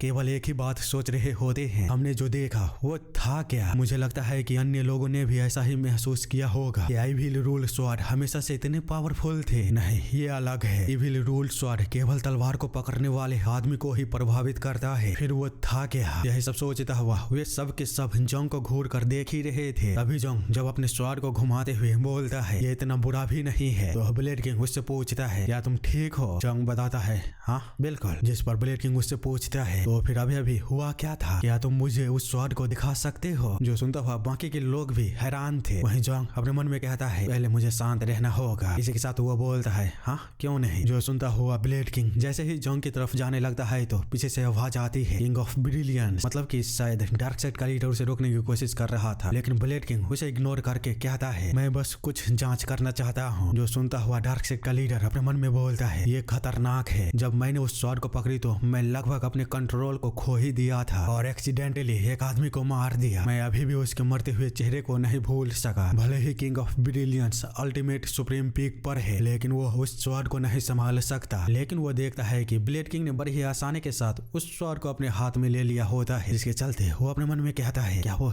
अभी भी ठीक है। यहाँ तक कि उस स्वॉर्ड के अंदर से जो ओमनियस एनर्जी निकल रही थी वो भी बंद हो चुका है, या उस इविल रूल स्वॉर्ड ने अपने मास्टर को रिकॉग्नाइज कर लिया है। ये सब बोलता हुआ उसका चेहरा जो पहले हैरानी में था वो अब एक अजीब सा शेप ले लिया होता है। इसी के साथ हम देखते हैं जब ब्लेड किंग को उस स्वॉर्ड के अंदर कुछ भी नहीं मिलता तो वो उस स्वॉर्ड को जोंग को वापस कर देता है, जिसके साथ ही ब्लड वैली का आखिरी ट्रायल जोंग का डार्क सेक्ट के लीडर के डिसेबल बनने के साथ ही खत्म हो जाता है। हालांकि जो लोग भी एरिना के पास थे उन सभी ने भी उस अजीब से भ्रम को देखा था, लेकिन वे सभी इस बारे में चुप रहे, मानो यह कोई अलिखित समझौता हो। एक भी ऐसा पर्सन नहीं था जो कि आगे आकर बोले कि उन्होंने भ्रम देखा, केवल इसीलिए उनके अहंकार को ठेस पहुंचता कि वे भ्रम देख रहे थे। हालांकि सभी के विचार एक जैसे थे, भविष्य में अगर जोंग का सामना उन लोगों से होता है तो वे किसी भी कीमत पर उससे उस स्वॉर्ड को छीन लेंगे। और अगर ब्लेड किंग की बात करें तो वो जोंग को खोने की अपनी निराशा को छुपा नहीं सके। उन्हें उम्मीद नहीं थी कि केवल एक स्वॉर्ड के कारण स्थिति इतनी बदल जाएगी, इसीलिए उन्हें उनचॉन के साथ ही सेटिस्फाइड होकर वहां से जाना पड़ा। हम देखते हैं कुछ समय पहले उनचॉन बोल रहा होता है मैं उस कमीने से भी अधिक पावरफुल बनना चाहता हूँ। तो ब्लेड किंग वो बोलता है ऐसा करने में मैं तुम्हारी मदद करूंगा। यही कारण था कि उनचॉन बिना हिचकिचाहट को ब्लेड किंग को चूज किया। वहीं बाकी के लोगों ने भी अपने डिसेबल और सबऑर्डिनेट को चुना। फिस्ट किंग ने मो को चूज किया होता है। वहीं हम देखते हैं सन वैली के मास्टर ने मोह हाउस की लड़की को पसंद किया था, जबकि स्कारलेट ब्लड स्क्वाड के लीडर ने योन को चूज किया था। रही बात दूसरे लोगों की तो योम के मर जाने के बाद वे अपने डिसेबल को ना चुन पाए। हम देखते हैं इसी के साथ पूरी तरह से ब्लड वैली का आखिरी ट्रायल भी समाप्त हो गया होता है। अगला सीन थोड़े समय बाद की होती है। जोंग डार्क सेक्ट के लीडर के साथ हेवन एंड अर्थ एसोसिएशन में पहुंच चुका था और अपने सामने बड़े से दरवाजे को घूर कर देख ही रहा होता है। तभी वो गेट जैसे ही खुलता है तो डार्क सेक्ट का लीडर अंदर जाते हुए बोलता है मेरे पीछे आओ। जो सुनता हुआ जोंग जब उस बड़े से दरवाजे को पार कर अंदर जाता है तो अपने सामने के नजारे को वो देखता ही रह जाता है। वहाँ पर काफी ज्यादा खुशहाली थी। डार्क सेक्ट का लीडर पूछता है क्या तुम यहाँ पर पहली बार आए हो? जोंग बताता है हाँ। जो सुनता हुआ डार्क सेक्ट का लीडर बोलता है यहाँ से डार्क सेक्ट ज्यादा दूर नहीं है, हम जल्द ही वहाँ पर पहुँच जाएंगे। इतना बोलते हुए वो हंसते हुए आगे कहता है ये कितना बड़ा संयोग है, मैंने उम्मीद नहीं की थी कि मुझे एक ऐसा डिसेबल मिल जाएगा जो ब्लेड के रास्ते पर ना चल रहा हो। तो जोंग वो बताता है मैं असलियत में ज्यादा नखरेबाज नहीं हूँ, तो अगर आप मुझे सिखाओगे तो मैं सीख लूंगा। जो सुनता हुआ डार्क सेक्ट का लीडर बोलता है क्या सच में? जोंग बताता है हाँ बिल्कुल, जिस पर कि वो तो और भी ज्यादा हंसते हुए बोलता है क्या बात है, लेकिन तुम्हें इसके लिए मुझे एक छोटी सी कीमत देनी पड़ेगी, तुम्हें कोई दिक्कत तो नहीं है? जो सुनता हुआ जोंग खामोश होकर अपने मन में सोचने लगता है कि एक छोटी सी कीमत, अगर वो किसके बारे में बात कर रहा है। अभी उसकी शंका को दूर करते हुए डार्क सेक्ट का लीडर आगे बोलता है मेरी मार्शल आर्ट को सीखने के लिए बहुत ही मजबूत इन एनर्जी की आवश्यकता होती है। अगर कोई आदमी से सीखना चाहता है तो पहले उसे नपुंसक बनना होगा। जो सुनता हुआ जोंग को इतना बड़ा शौक लगता है कि वो सीन पर ही उस समय को इमेजिन करने लगता है। वहीं रेड वो तो भाई साहब अपनी हंसी को रोक ही नहीं पा रही थी। और इसी के साथ सीन चेंज होता है और हम अगला सीन कहीं और का देखते हैं। एक बंदा वो खांस रहा था मानो कि वो बीमार हो। वहीं उसके बगल में बैठा हुआ था हेवन एंड अर्थ एसोसिएशन का वॉइस लीडर मोंग सिचुआन। वो कहता है अब आप कैसा महसूस कर रहे हो? जिसका की जवाब हेवन एंड अर्थ एसोसिएशन का लीडर कुछ भी ना देते हुए केवल उसे घूरता रहता है, मतलब कि वो कुछ बोलेगा। लेकिन यह एपिसोड यहीं पर खत्म हो जाता है। अब अगला एपिसोड देखना है तो भाई साहब जल्दी से कमेंट करो, क्योंकि इस स्टोरी को ऑलरेडी कई सारे लोग एक्सप्लेन करना शुरू कर दिया है और वे लोग आधे ही चैप्टर को कवर भी कर लेते हैं। इसीलिए मैं इस स्टोरी पर वीडियो नहीं बनाना चाहता था और आप लोगों का हर वीडियो पर आकर कमेंट करना मुझे रोक नहीं पाया। मैंने सोचा चलो एक वीडियो बनाकर देखते हैं, अगर आप लोगों का रिस्पॉन्स अच्छा आता है तो इससे क्या ही फर्क पड़ता है कि दूसरे लोग एक्सप्लेन कर रहे हैं। इसीलिए अब चूंकि मैंने 10 से 15 दिन अपने लगाकर इस वीडियो को बनाया है तो भाई मेहनत मत बर्बाद जाने दो और जल्दी से 1000 कमेंट को पूरा करो। अगर टारगेट पूरा नहीं होता है तो इसके नए एपिसोड नहीं आएंगे, जाकर देख लेना दूसरे चैनल पर। वैसे भी मैंने एक और हेविल स्टोरी को ढूंढा है, मैंने अभी तक उसे पढ़ना शुरू नहीं किया, पर ऐसा लगता है कि वो काफी अच्छी स्टोरी है, शायद आप लोगों को पसंद आ जाए। इसीलिए जल्दी से कमेंट करो। अभी इसके इतने चैप्टर है कि 1 से 2 वीडियो बन जाएगी और अगर कमेंट 1500 से पार चले जाते हैं तो मैं गारंटी देता हूँ इस बार 5 दिन के अंदर वीडियो बनाकर डाल दूंगा। तो चलो जल्दी से कमेंट करना शुरू करो, मजा आएगा। और हाँ शेयर भी वीडियो को करना, क्योंकि यार 10-20 हजार से काम नहीं चलने वाले हैं। इतने व्यूज आएंगे तो भाई मैं कहीं जाकर मजदूरी कर लूंगा, कम से कम रोज के तो 500 मिलेंगे, जबकि यहाँ पर 15 दिन देने के बावजूद भी 1000 रुपये मिलते हैं। इसीलिए वीडियो को शेयर करो और व्यूज बढ़ाओ।